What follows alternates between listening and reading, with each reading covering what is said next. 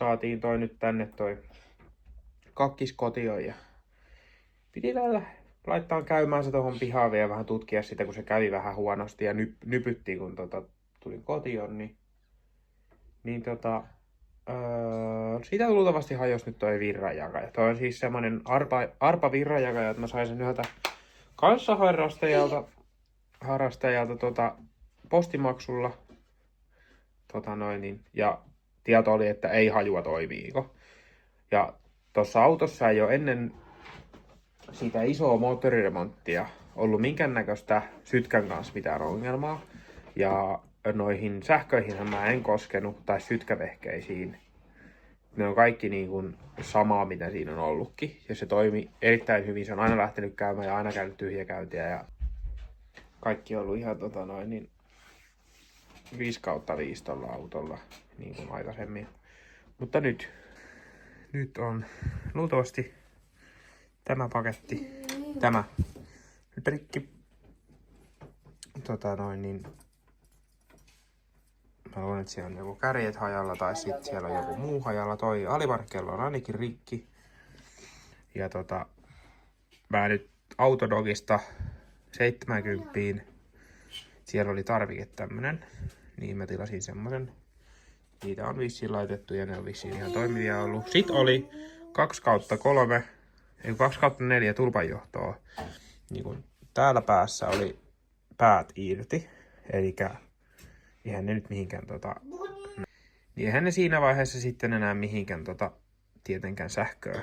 Ja eihän se käy sitten, jos siellä on päät irti. Ja näin. Mutta nyt mulla on tulossa tämmönen sitten uusi ja katsotaan, jos se sillä korjautuisi. Mä siihen Puolan vaihdoin kanssa silloin työpaikan pihassa. Ja ajattelin, että se on varmaan siitä se on rikki se Puola, se Orkkis-Puola.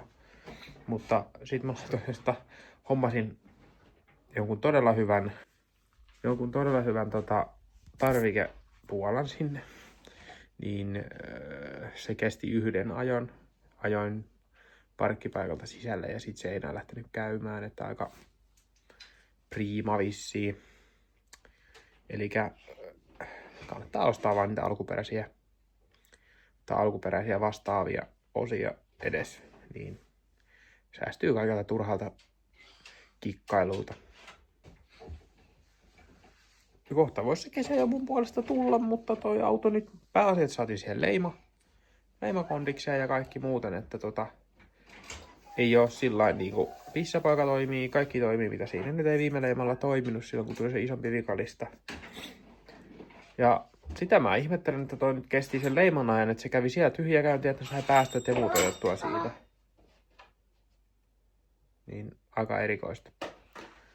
Tuolla pikkunen asentajakaveri vetää jotain omaa settiä. Niin. Joo, mutta jatketaan tästä eteenpäin. Ja toivotaan, että saadaan toi kikkaren nyt kesäkuntoon vielä ja nämä vantikset sinne alle. Ja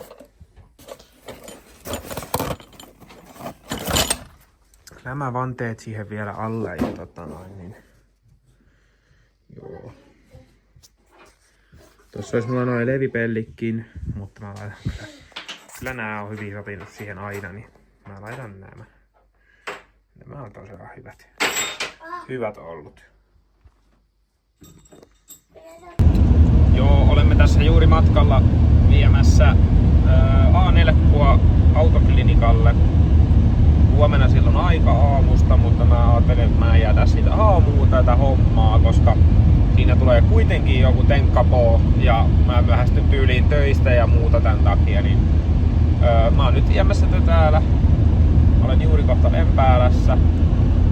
Että näin. En muistanut, että tämmönen A4 on näinkin huono ajettava. Tai no, se voi vaikuttaa asiaan, kun täällä on eessä toisella puolella semmonen pizzaleikkuri vararengas, että varmaan vähän on erilainen ajotuntuma sit vaikka kesärenkailla. Mutta joo, mutta ainakin vitusti jäykempi ja niinku, eihän tämmönen yksysi nyt oikeesti liiku mihinkään.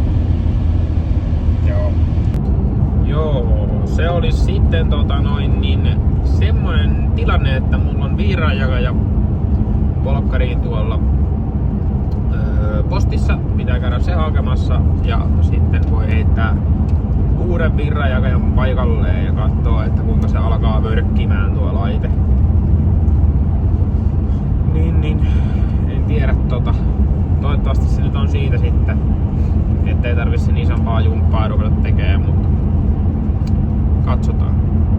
Joo, nyt olisi Volkswagen olisi uusi virranjakaja, tämmönen oikein kunnon merkki kuin Vika, eli varmaan toimii ihan vitu hyvin. Ja semmonen tarvii vielä tehdä tohon, että tuo rengas vuotaa. Tarvii hommata uusi rengas. 195 40 16 kokonen. Siinä on myös kurosvaurio kyljessä. Ja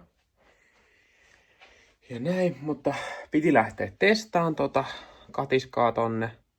Mutta lähdepä nyt tonne kesärenkailla sitten. Eipä siinä paljon lähdetä. Tarvii ottaa iltaan, että se tarvii toi sytkä säätää lampulla, tarvitsisi vaan eka ajaa se lämpöiseksi ja sit säätää se sillä, että se käy tyhjää kunnolla ja juu, tämmöstä. Mutta se lähtee nyt käymään, siinä oli sytkä järjestys väärin, virran jakaja oli rikki. Tein muuten hienon tommosen taulun siitä kakkiksen ruostereiästä.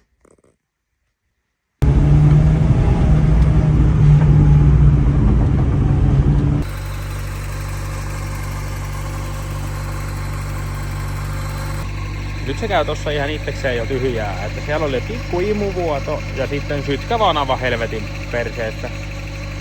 Mutta kävin tossa ajelemassa, siinä on akku ainakin niin huono, että jos se sammuu, niin se ei lähde enää käymään. Ja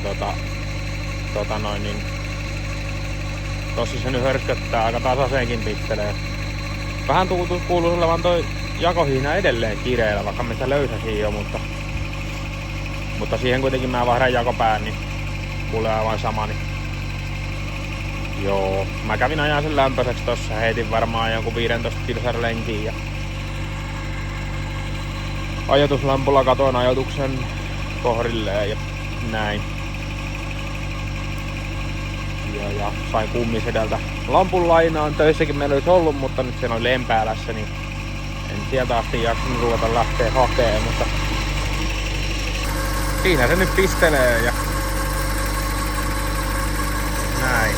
En tiedä onko se vähän liian kova vielä tuolla tyhjäkäynti, mutta saa luvan olla semmoinen. Ihan nätästi pistelee tossa ja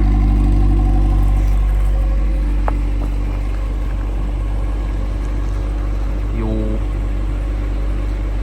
Vähän se rötää kun siinä antaa kaasua, mä en tiedä oikein. Saako se silti vähän liikaa ainetta sitten tolle kaasuttimelle vai onko tuo kaasuttimessa vai jotain paskaa tai jotain, mutta se ei kuitenkaan jää tähän autoon toi kaasutin muuta kuin leiman ajaksi, niin se on mulle nyt tässä tilanteessa aivan sama.